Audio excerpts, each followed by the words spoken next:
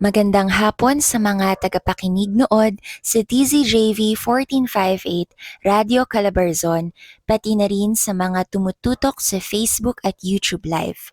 Essential Intrapartum and Newborn Care ang topic natin para sa Dunong Tulong Pangkalusugan, Episode 28.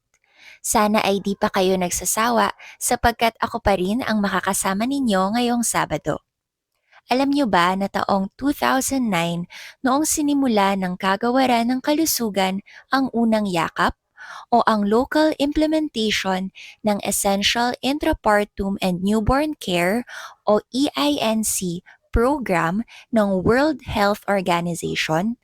Ito ay binubuo ng mga evidence-based practices para sa isang ligtas at mainam na pangangalaga sa mga bagong panganak na nanay at ang kanilang mga supling. Binubuo ng 4 na time-bound interventions ang EINC. So sa mga mommies na nakikinig ngayon, siguro somehow may mga memories kayo ng mga nangyari sa delivery room at kung paanong mabilis at efficient na naisasagawa ang mga sumusunod na steps kasi may mga target time na hinahabol ang mga ito. Ang 4 components ng EINC ay number 1, immediate thorough drying, number 2, early skin-to-skin contact, number 3, properly timed cord clamping and cutting, at number 4, non-separation of the newborn from the mother.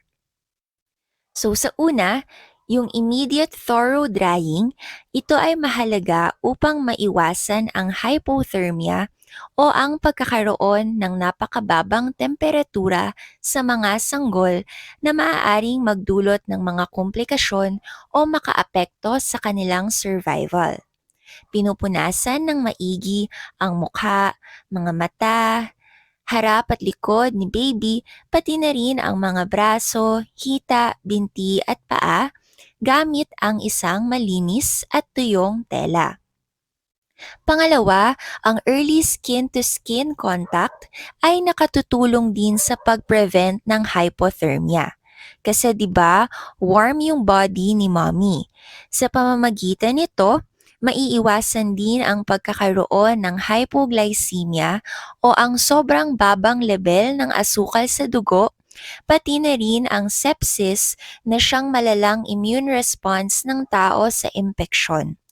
At dahil na-expose din si baby sa normal skin flora ni mommy, dagdag proteksyon at panlaban ito sa sakit.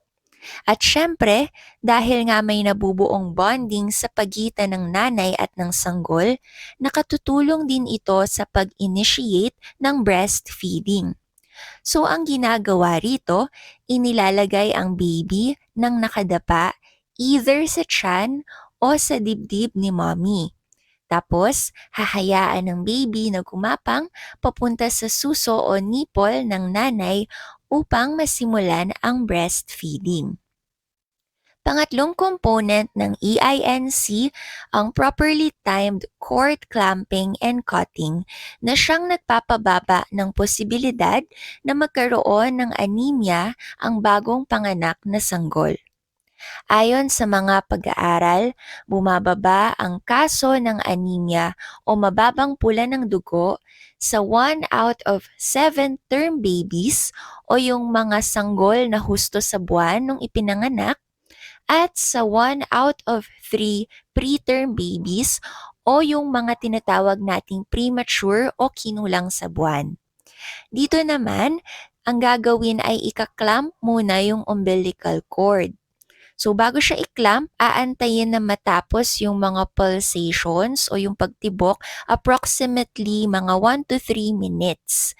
Tapos ikaklamp or tatalian yung umbilical cord 2 centimeters at 5 centimeters mula sa tiyan ng baby. So parang dalawang part ng umbilical cord yung ikaklamp. Tapos puputulin ito sa gitna gamit ang isang sterile na instrument. Panghuli ay ang non-separation of the newborn from the mother. Bali ito na yung pinaka-preparasyon sa rooming in o yung magkasama sa iisang kwarto si mommy at si baby upang patuloy na ma-facilitate ang bonding at breastfeeding sa mag-ina. Dito ay oobserbahan na natin ang sanggol sa mga ipapakita niyang feeding cues tulad ng pagbubukas ng bibig, paglalabas ng dila, rooting reflex, pagsasok, at iba pa. Dito rin ay ika-counsel natin ang mga nanay sa tamang posisyon ng pagpapadede.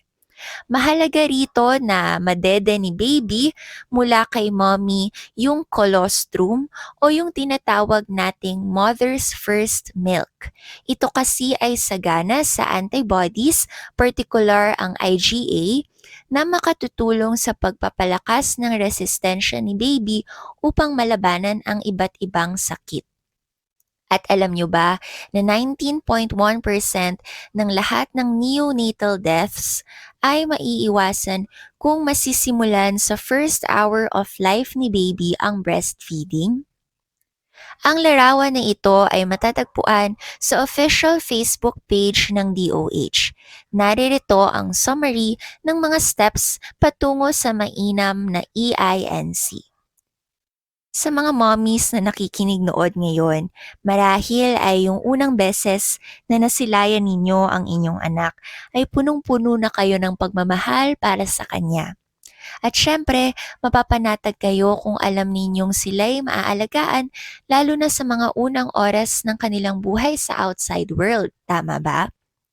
Kaya naman napakahalagang maisagawa ang essential intrapartum and newborn care sa bawat sanggol. Malaki ang impact nito hindi lamang sa first 1,000 days ng mga bata, kundi pati na rin sa kabuuang kalusugan niya. Sana'y dadagdagan ang ating kaalaman at karunungan ngayong Sabado. Ito po si Doc Grace at salamat sa patuloy na pagtutok sa Dunong Tulong Pangkalusugan.